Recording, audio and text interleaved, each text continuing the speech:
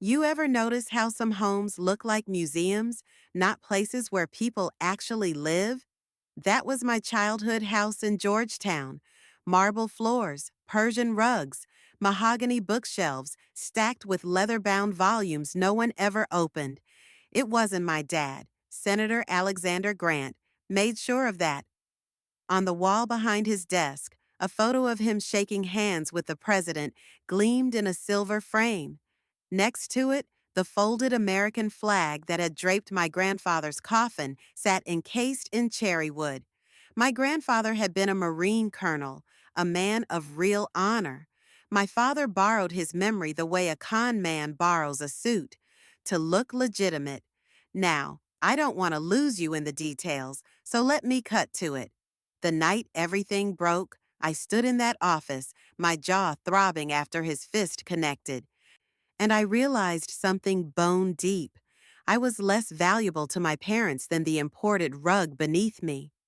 My mother, elegant as ever in her designer heels, leaned down, looked at me bleeding on the marble, and whispered, "Don't get blood on the carpet."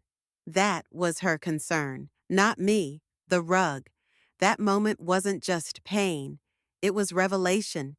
See, physical wounds can heal, but the message they delivered, that can echo for years. For me, it was the final crack in a dam that had been under pressure my whole life. Now, I know people might be wondering, why didn't you just leave earlier? It's a fair question.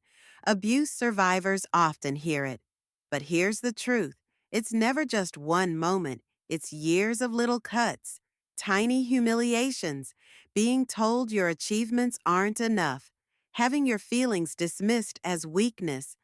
By the time the big explosion comes, you've been conditioned to doubt your own instincts.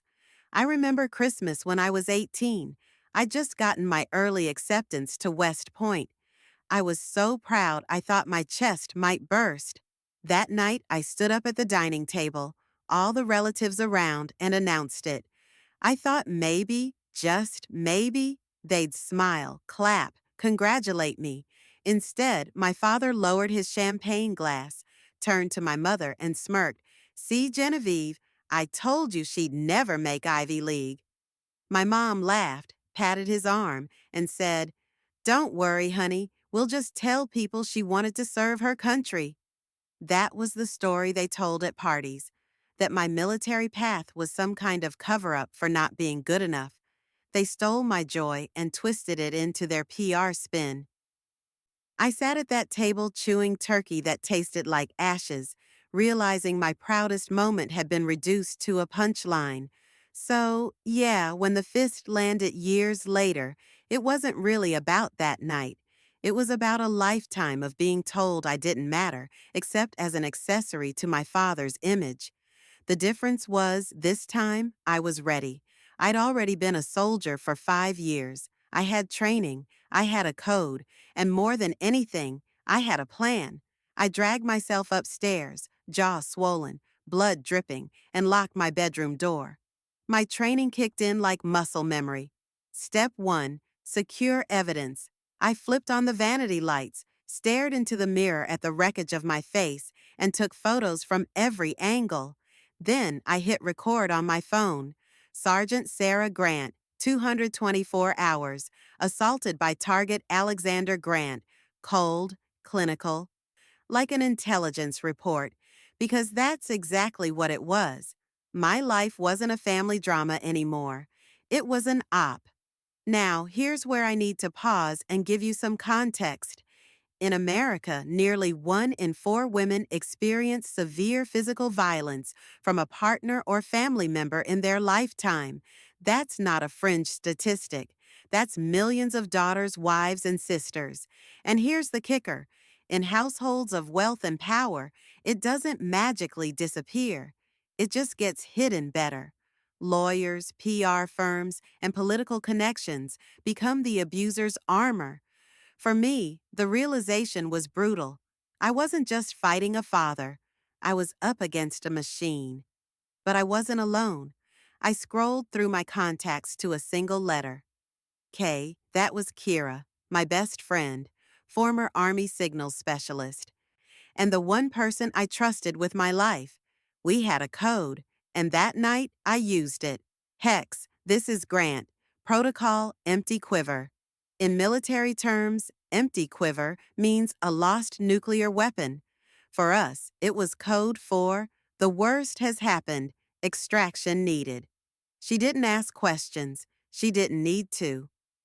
En route, she said, 15 minutes. I left that house with nothing but my uniform, my phone, and a folder of evidence uploaded to an encrypted server.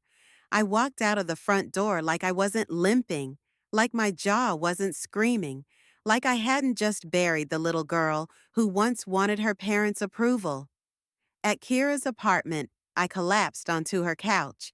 She didn't give me platitudes. She handed me a frozen bag of peas for my jaw and poured 2 shots of vodka. Drink or don't, she said. I'm here.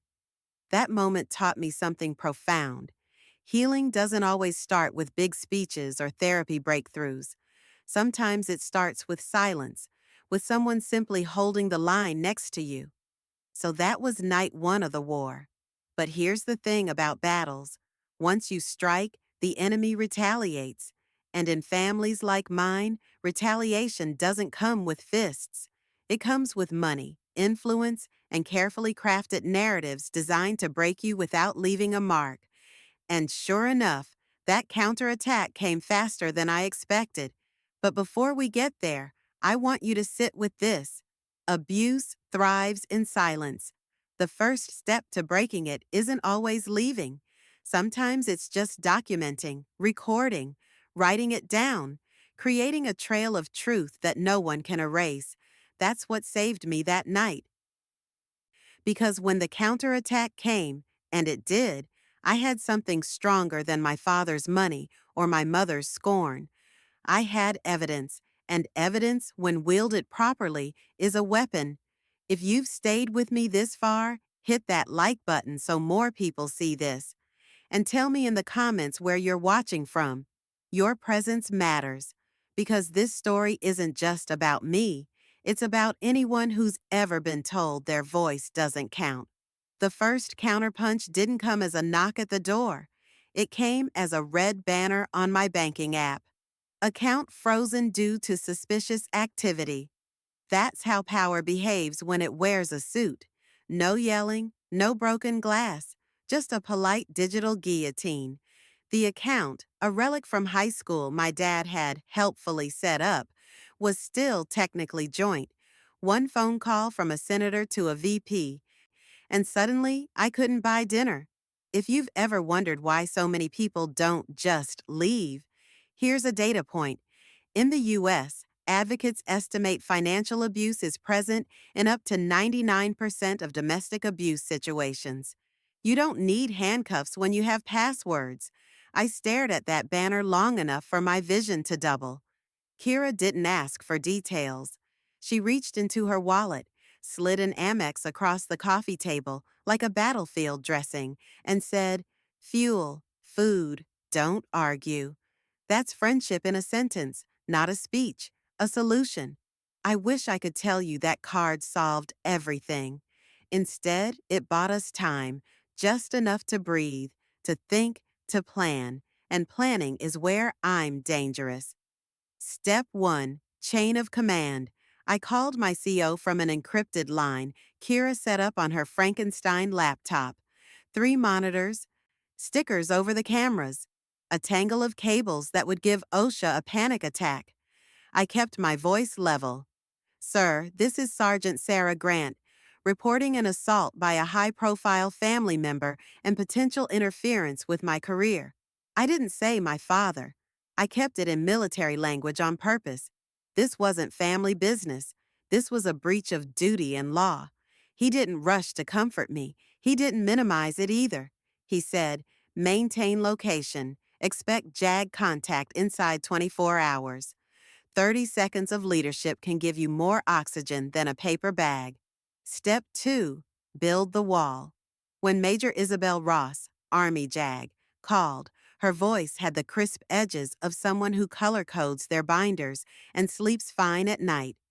Sergeant Grant, we'll establish a military protective order immediately. No contact on any installation. No access. On base, you're under the Army's roof. We raise the drawbridge. A fortress. For the first time in a long time, that word didn't feel like a metaphor. Kira and I started treating the situation like an operation, not a meltdown. We taped a tourist map of DC to the wall and turned it into a network diagram. Red pins for my dad's office and donor clubs, black pins for power brokers, yellow for potential messengers. We weren't just cataloging places, we were mapping pressure points. Then the psyops began. The email looked like charity fluff, subject line from a literacy nonprofit my mother chaired. Inside, it was pure toxin dressed in HR tone. Our daughter is navigating emotional difficulties. As a family, we're committed to supporting her during this challenging time. That's not a denial, it's a smear in pearls. Translated, she's unstable. Don't trust her. If you've ever been gaslit professionally, you recognize the maneuver. It's surgical. It makes your truth look like drama. We forwarded it to Major Ross. She flagged 3 phrases that might as well have been legal tripwires: emotional difficulties, challenging time, support she needs, not empathy, positioning. They're laying groundwork to discredit you, she said. Document everything. Do not respond. I put the phone down. It rang. Caller ID, General Mark Peterson. Decorated, respected, someone my dad had publicly praised. I answered with my spine straight. Sir? Only it wasn't him. It was my father on the line, using a borrowed number like a crowbar. Sarah, sweetheart, honeyed voice, perfectly broken with concern. Your mother hasn't slept. You're listening to the wrong people. Come home. We'll fix this. Here's what abuse feels like when it's fluent in Washington. Performative concern followed by precision threats. When I didn't fold, the velvet slipped. Don't make me do things we'll both regret, he hissed. I built you. I can take you apart. I didn't scream. I didn't plead. I ended the call, saved the recording, uploaded it to the secure drive, and wrote a clean log line. 1,206 hours, Alexander Grant. Threat and attempted manipulation via spoofed authority. Put a brick in the wall. If you're keeping score, you might think I was winning. I didn't feel like it. The next package arrived tied in satin ribbon, a leather photo album and a letter on thick cream stationery embossed with my mother's initials. The first page showed a gap-toothed kid, me, on a pony at a summer fundraiser, Christmas photos, charity galas, perfect smiles, perfect lies. The letter, in her elegant hand, ended with a line engineered to detonate guilt. You're breaking his heart. You're killing your mother. If you've ever been the designated scapegoat in a family system, you know that line. It's the oldest spell in the book. You owe us. I felt the room tilt, that old reflex to apologize for breathing. Kira didn't let me drown. She snapped the album shut like disarming a claymore. This is not memory, she said. This is ammunition. Treat it as evidence. She slid the letter into a clear sleeve, labeled it, and set it aside for Jag. Then she handed me a glass of water and said, "Breathe." That's what saved me, not courage or rage, procedure. When your feelings start dragging you underwater, grab the checklists. Checklists don't lie. We forced a pause and did something normal. Lunch. Major Ross met us at a no-frills diner on Route 1, the kind with coffee that tastes like authority and fryers that never cool. She put her pen down and, miracle of miracles, didn't talk strategy for 5 whole minutes. We ate in ordinary silence. A Vietnam vet in a faded cap sat 2 booths over. He didn't stare. He didn't interrupt. When he left, the waitress came by. He took care of your check, said to say thank you for your service. I don't know why that undid me more than the threats or the letters. Maybe because small kindness is so disorienting when you've been trained to accept love only as a transaction. I wiped my eyes and didn't apologize for it. Back at the apartment, the TV blared the next strike.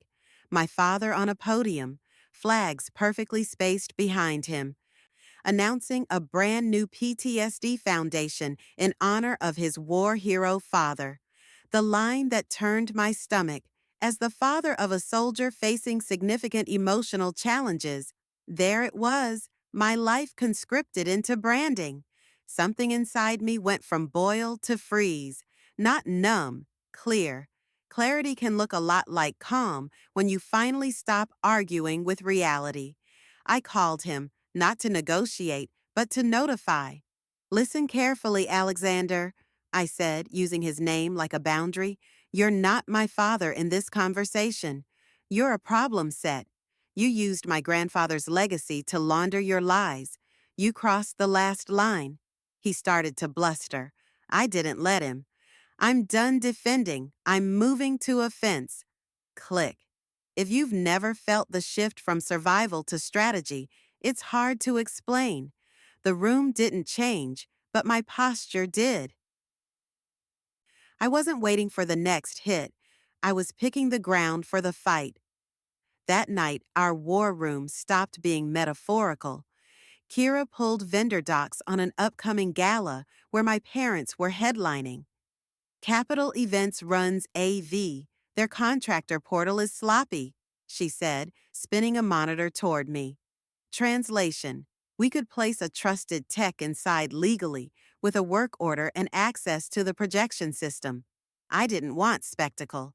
I wanted accountability with receipts. If he insisted on making the public square his theater, then the public square would become a courtroom with a bigger sound system. Before we committed, my CO pinged a quiet message. Another soldier, anonymous for now, had come forward with a sworn statement about political interference after he filed a complaint against a donor's son. Suddenly, my case wasn't just a daughter versus a senator. It was a pattern. Patterns move needles in rooms where feelings don't. We added the affidavit to the file. Bricks, mortar, rebar. One more piece. Protection for the person I was becoming. Major Ross drafted the MPO. Kira hardened our comms and scrubbed my digital footprint like a forensic flossing. I changed routes, habits, even the grocery store. If you've ever rebuilt a life in place, you know it's not dramatic. It's dozens of small, stubborn choices that reteach your body. You're safe with you. I wish there were a quieter way to end this chapter, but I promised you the truth, not the fantasy. Some systems only move when you pry them open in daylight, and some men only meet the consequences they've earned when microphones are on. We had the time, we had the venue, we had the evidence. Next, we needed a cue line and the nerve to say it out loud. Washington, D.C. has a way of polishing its own lies. Chandeliers, string quartets, tuxedos, it's all camouflage for the horse trading and narrative shaping that happens behind closed doors. My father's annual Patriots Legacy Gala was the perfect ecosystem for that.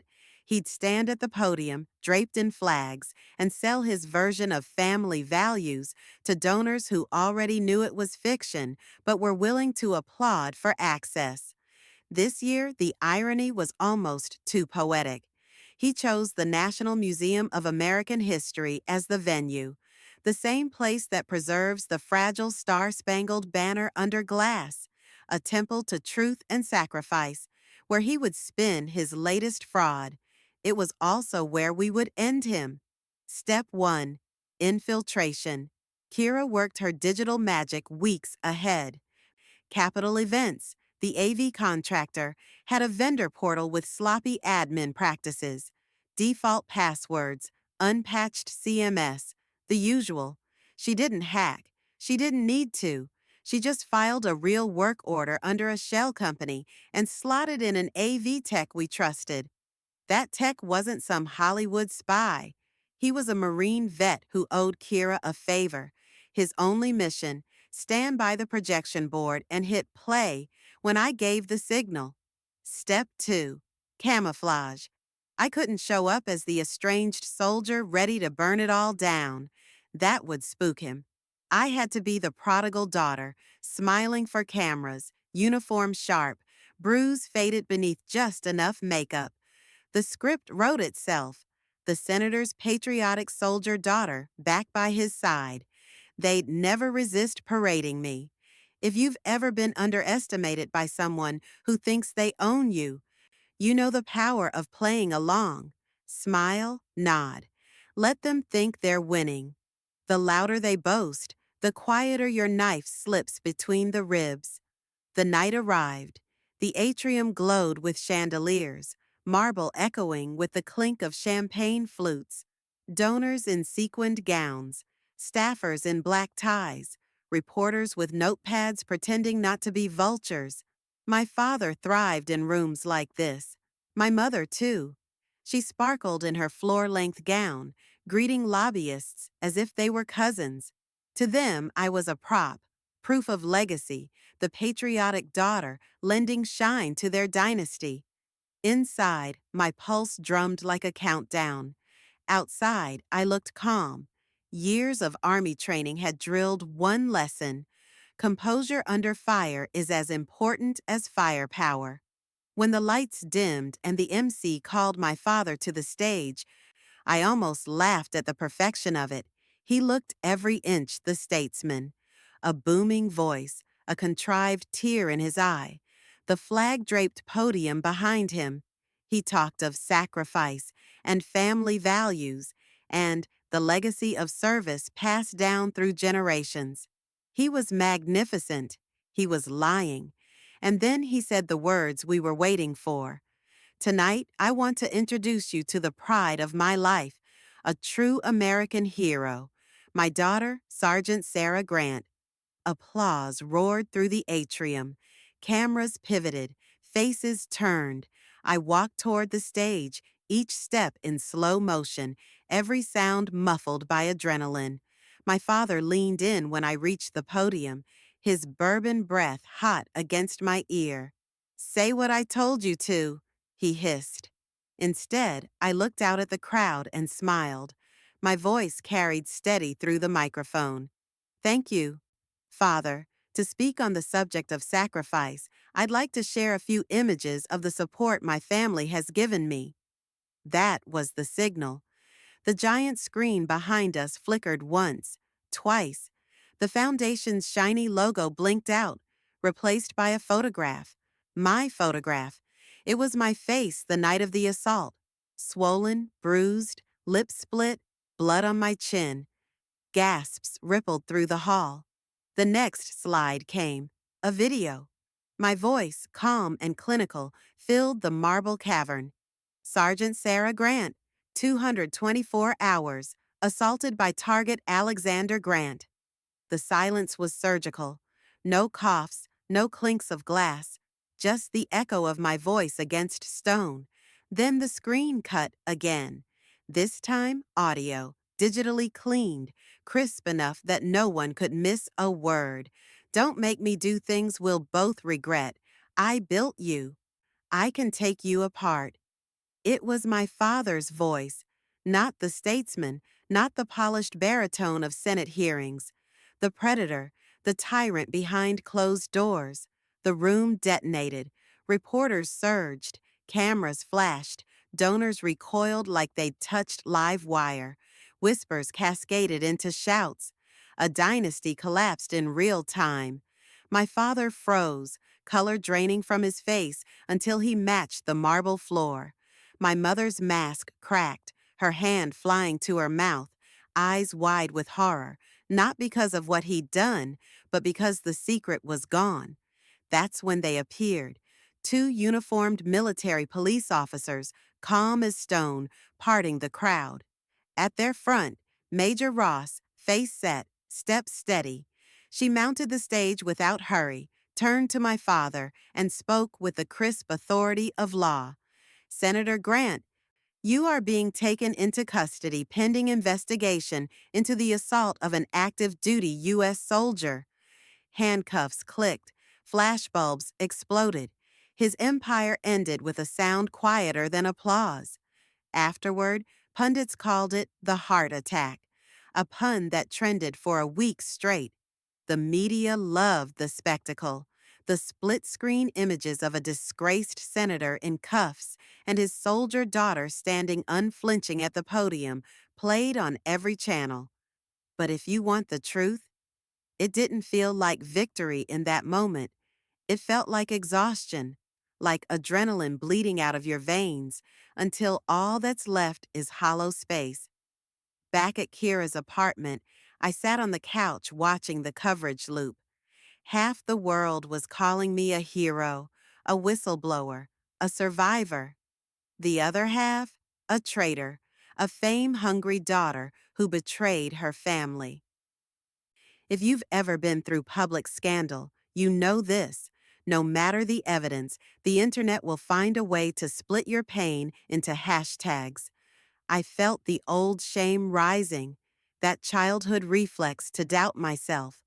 Kira grabbed the remote, killed the screen, and said flatly, "Mission accomplished. Now R&R." She was right. The operation was over. But the war wasn't done. My father's empire might have cracked in the spotlight, but the aftershocks, the smear campaigns, the family mind games were just beginning. Still, that night gave me something I hadn't had in years. Proof. Not the kind you store in your head or whisper to friends who already believe you. The kind you can hold up in the harsh light of day, undeniable and unspinnable. And here's a truth worth pausing on. Abuse festers in shadows. Evidence is light. When you're up against power, evidence is often the only weapon you have. Photos, recordings, receipts, cold, undeniable artifacts. They speak when your voice is dismissed. I didn't win that night because I was brave. I won because I was prepared. So here's my takeaway for anyone watching who's ever been told no one will believe you. Start with one small act. Document. Write it down. Save the message. Take the photo. It might feel pointless now, but evidence is what turns whispers into thunder. And when the time comes, and it will, you'll have what you need to flip the power dynamic on its head. The night of the gala ended with handcuffs. You'd think that would be the finish line, right?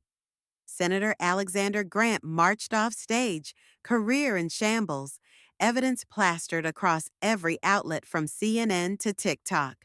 For a moment, it felt like closure. But here's something they don't tell you about exposing powerful people. The moment you shine light, the shadows reorganize. If the gala was the explosion, the weeks that followed were the siege. The first salvo wasn't even from my dad. It was from my mother, delivered not in a phone call, not in a letter, but in a lawyerly press release. The language was pure corporate spin, polished to death by crisis consultants. Our daughter is experiencing emotional challenges. As a family, we remain committed to supporting her journey to wellness during this difficult period. Translation: She's unstable. Don't trust her testimony. Major Ross read it twice, then underlined the phrase emotional challenges with a red pen. "This isn't an olive branch," she said. "This is evidence of strategy." They're setting up a narrative. Fragile daughter versus stable statesman. They don't need to win in court if they can poison the public. I wanted to laugh and cry at the same time. For years, my pain was invisible. Now it was visible, but reframed into a pathology. That's the cruel genius of psychological warfare. You don't have to erase the truth. You just have to twist it into something unrecognizable. Then came the phone call. Caller ID said General Mark Peterson. I respected him, decorated, steady, someone my dad used to name drop in speeches. For a split second, I thought maybe a lifeline was coming. I picked up, but it wasn't Peterson. It was my father, hijacking the number, his voice sticky with false warmth. "Sarah, darling, thank God. Your mother hasn't eaten. We're worried sick. You're listening to outsiders. Just come home.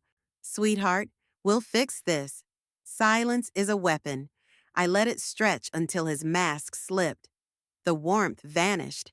His tone sharpened to a knife. Don't make me do things we'll both regret. I built you. I can take you apart. That's how abusers operate at scale. They use other people's credibility like crowbars, wedge into your defenses, and once they're inside, they whisper the same old threats. I didn't argue. I didn't plead. I recorded the call, labeled it, uploaded it to the evidence server. Another brick in the wall. When intimidation didn't work, guilt arrived. A courier showed up with an elegantly wrapped package. Inside, a leather-bound photo album. The first page showed me at 7, grinning on a pony. Then Christmas trees, family vacations, smiles frozen in Kodak perfection.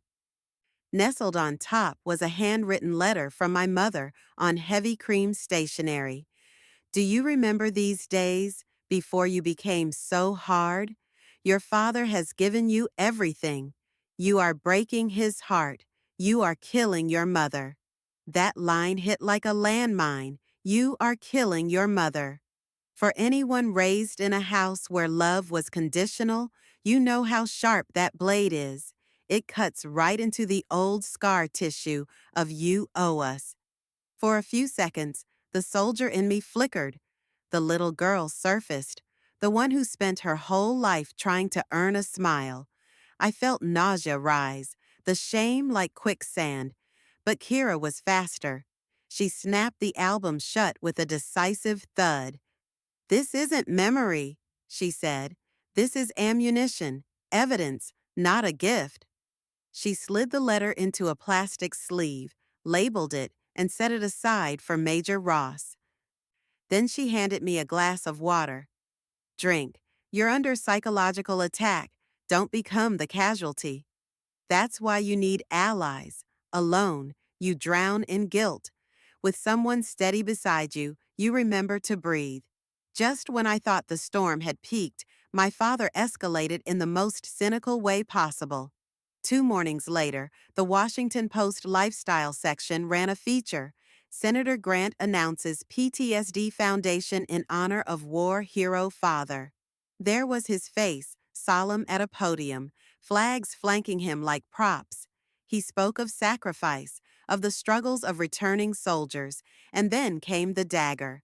As the father of a soldier currently facing emotional challenges, I know this cause personally. I felt bile rise. He wasn't just using me, he was desecrating my grandfather, the man who actually served with honor. My grandfather's memory became a shield for his lies. He turned my pain into a political brand, and that, ironically, was the moment my fear died. The rage didn't roar. It crystallized into something colder. A switch flipped. I wasn't the broken daughter anymore. I was the operator. I called him, not Dad, not even Father. I used his full name, like a file label. "Alexander, you crossed the last line. You are not my father anymore. You're a target. I'm not defending anymore. I'm attacking." He sputtered, tried to regain control, but I hung up before he could weaponize another word. That night, our little safe house transformed from triage center into full-on war room. The DC map on the wall was no longer symbolic. It was tactical. Major Ross paced like a general, outlining the legal angles: assault, witness tampering, defamation, obstruction. Kira worked the intel side, pulling schedules, donor lists, security diagrams. Captain Vance linked us to quiet allies inside the Army, people who understood the stakes. And me? For the first time in my life, I wasn't waiting for orders. I was giving them. We debated timing, venue, exposure. Kira found the perfect stage, the Patriots Legacy Gala. National Museum of American History, 2 weeks away. Every camera in the city, every donor in the room. It wasn't just poetic, it was surgical. Here's the lesson buried in this chapter. Abuse doesn't always end when the bruises fade. In fact, The psychological siege can be worse. Gaslighting, guilt, reframing. You start doubting your own sanity. That's by design. But countering it isn't about arguing harder. It's about building systems stronger than the lies. Documentation, allies, strategy.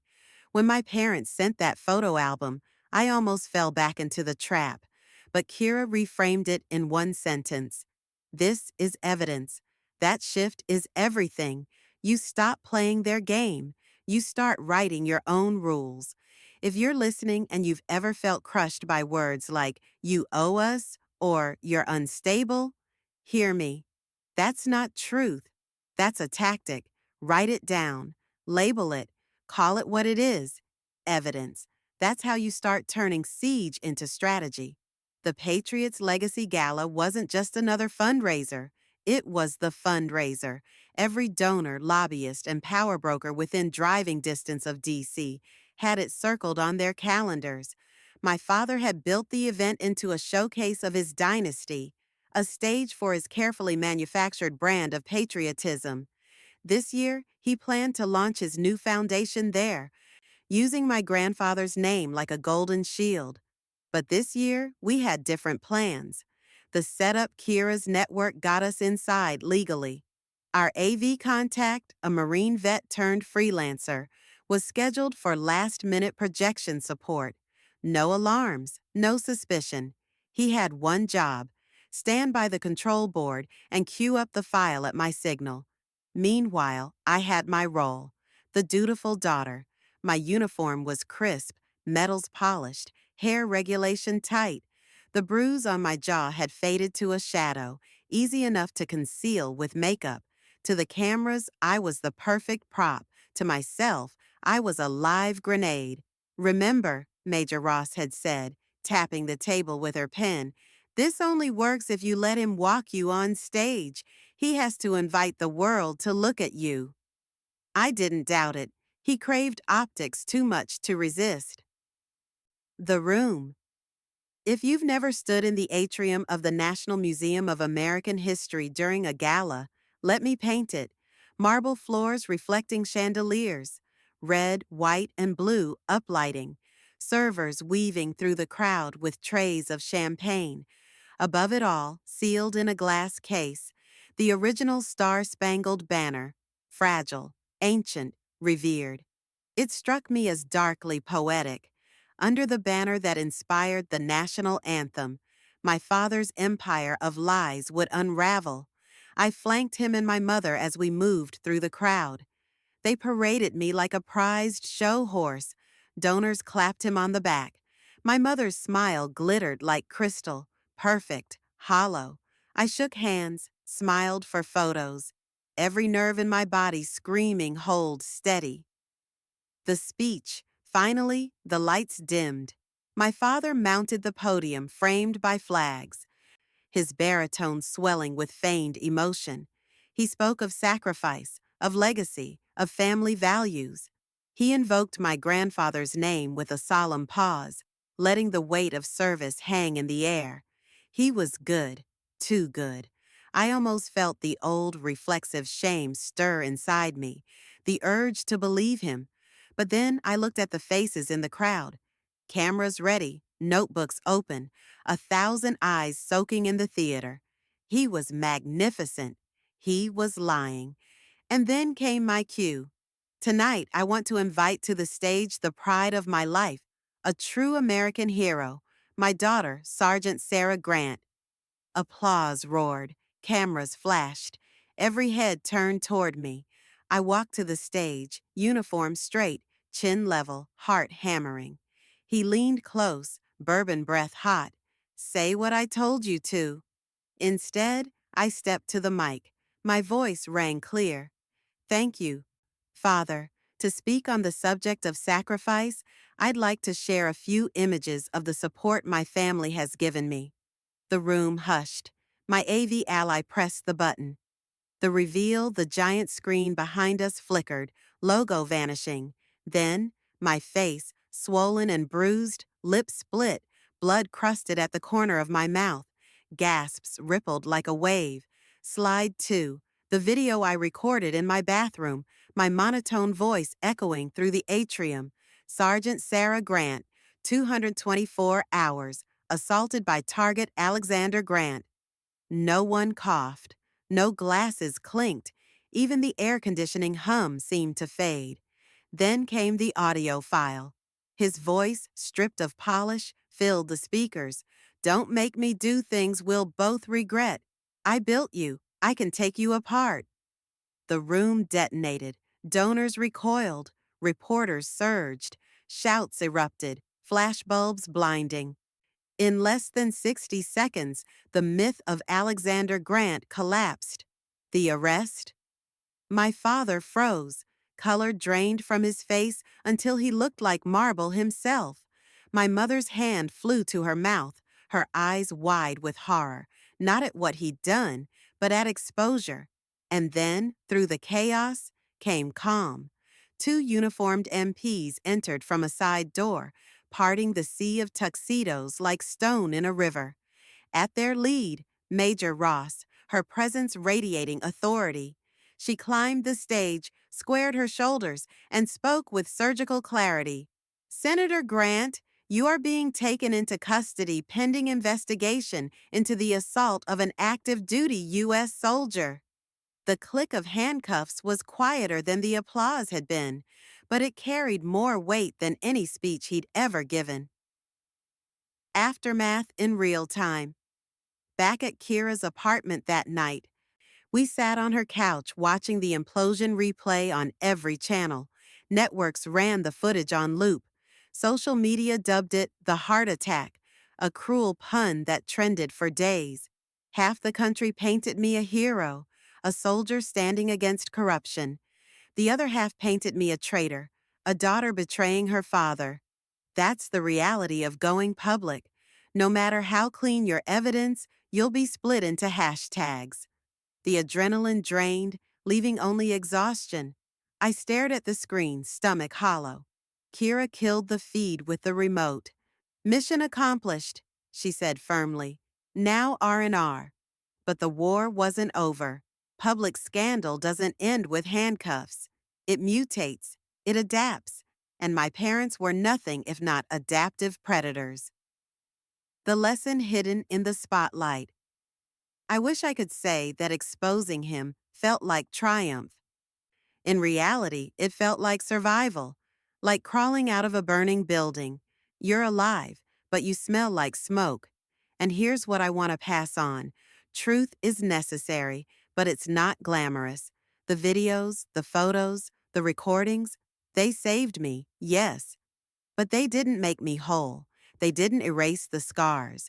They just leveled the field so I could start to heal. If you're fighting your own battle, remember, evidence is light. But healing? Healing is the long walk you take after the spotlight fades. When the lights of the gala dimmed and the cameras packed up, I thought I'd reached the end of the story. Senator Alexander Grant was in custody. The video had gone viral. My evidence was everywhere. It felt like checkmate. But here's the truth about power. It doesn't die quietly. It drags its claws until the very last breath. The counteroffensive.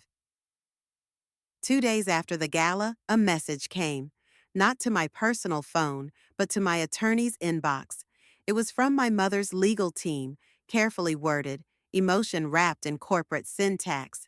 Our daughter has been under strain and experiencing significant emotional difficulties. As a family, we remain united in supporting her through this challenging period. I read it twice, then shoved the paper away like it was venom. They weren't denying anything. They were reframing, painting me not as a soldier with evidence, but as a fragile girl, unraveling. That's the brilliance of psychological warfare. You don't erase the truth. You warp it just enough that outsiders squint. Was she abused?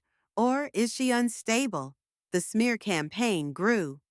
Online bots spun hashtags about ungrateful daughters. Comment sections filled with strangers dissecting my sanity.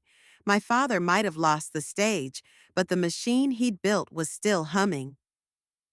The phone call. Then came the call. Against Major Ross's advice, I answered. Her voice was wet with tears. Sarah, please. You've destroyed your father. He's lost everything. His career, his reputation. After everything we've given you, is this how you repay us? I waited for an apology, some flicker of remorse. It never came. Just the refrain I'd heard all my life. You owe us. But something in me had shifted. I wasn't the daughter anymore. I was the soldier. My voice was steady. My debt is paid, Mrs. Grant. Paid with my youth, my silence, and my blood on your rug. I don't owe you another thing. For the first time in my life, I hung up without guilt, and I blocked the number. That was the last time I ever spoke to my mother. The visit my therapist, a major with a soft voice and a spine of steel, suggested I face my father one last time. Not for him, for me. So a week later, I walked into a federal detention center, sterile walls humming with fluorescent lights. He sat behind plexiglass, stripped of his tailored suits, reduced to a jumpsuit and a sullen stare. He tried one last card. I did it all for you, everything I built. I held up my hand, silencing him. No, you did it all for yourself. I'm not here for apologies. I know you're not capable of them. I'm here to tell you one thing. You have no more power over me. His eyes flickered with something, anger, fear, maybe both. I leaned closer, not with hate, but with clarity. And I forgive you. He smirked, thinking he'd won. But I cut the fuse. Not because you deserve it. You don't. I forgive you because I deserve peace, and I can't carry that hate anymore. I stood up and walked away, leaving him in the ruins of his own empire. The letting go. That afternoon, I walked to the Vietnam Veterans Memorial. The black granite wall stretched like a scar across the earth, etched with names of men and women who had given everything. I didn't know any of them personally, but halfway down the wall, I stopped at a name. Grant, Sergeant David R., a stranger, a brother in arms. I traced the cold letters with my fingers, then pulled the last key to my parents' house from my pocket. I'd carried it for years, a metal reminder of a place that was never a home. I dropped it into a crack between the stones. The sound was barely audible, but for me, it was thunder. A door closing, a weight gone, a new beginning. 1 year later, the Georgia sun was hot on my face at Fort Benning. My collar gleamed with a single gold bar, Second Lieutenant Sarah Grant. My family wasn't in the stands, but Kira was there, grinning wide enough to split her cheeks. Major Ross was there, stern as ever but clapping hard. Captain Vance, too, steady as a rock. That was my family, the one I chose, the one that chose me back. I touched my jaw where a faint scar still lingered. It wasn't shame anymore. It was a medal, proof I had survived the hardest battle of my life. The legacy. My first assignment as a new officer wasn't briefing generals. It was standing in front of a classroom of terrified new privates. Their eyes darted, their hands fidgeted. They were kids, and they needed more than orders. I told them the truth I'd learned the hard way. There will be times when you're tested, not by the enemy, but by your own system. Times you'll be told to stay quiet when you should speak. Times you'll be made to feel small even when you're doing something great. Your voice matters. Your integrity matters. And the most important job of a leader is not giving orders. It's listening. Protect your people. Never let your soldiers fight alone. They leaned forward. They believed me. And I knew I'd turned the ugliest part of my past into something that might save someone else. The letter weeks later, a plain envelope arrived. Inside was a handwritten note from a college student in Ohio, the first recipient of the Colonel Robert Grant Memorial Scholarship Fund. Lieutenant Grant, I didn't think college was possible. Your story gave me courage to leave my home. This scholarship isn't just paying for books, it's paying for freedom. You didn't just save yourself, you saved me too, I cried. Not the broken sobs of the past, but tears of gratitude. My father had tried to steal my grandfather's legacy, but he failed. The true legacy was alive, in scholarships, in soldiers, in voices that wouldn't be silenced anymore. The dawn. These days I wake at 500 with my platoon. We run as the sky blushes pink and orange. Their boots pound the pavement in rhythm, their breath fogging in the morning air. I look at their faces, tired, determined, young, and I feel peace settle in my bones. I'm no longer running from the darkness of my past. I'm running with them toward the future, and that's the lesson I want to leave you with.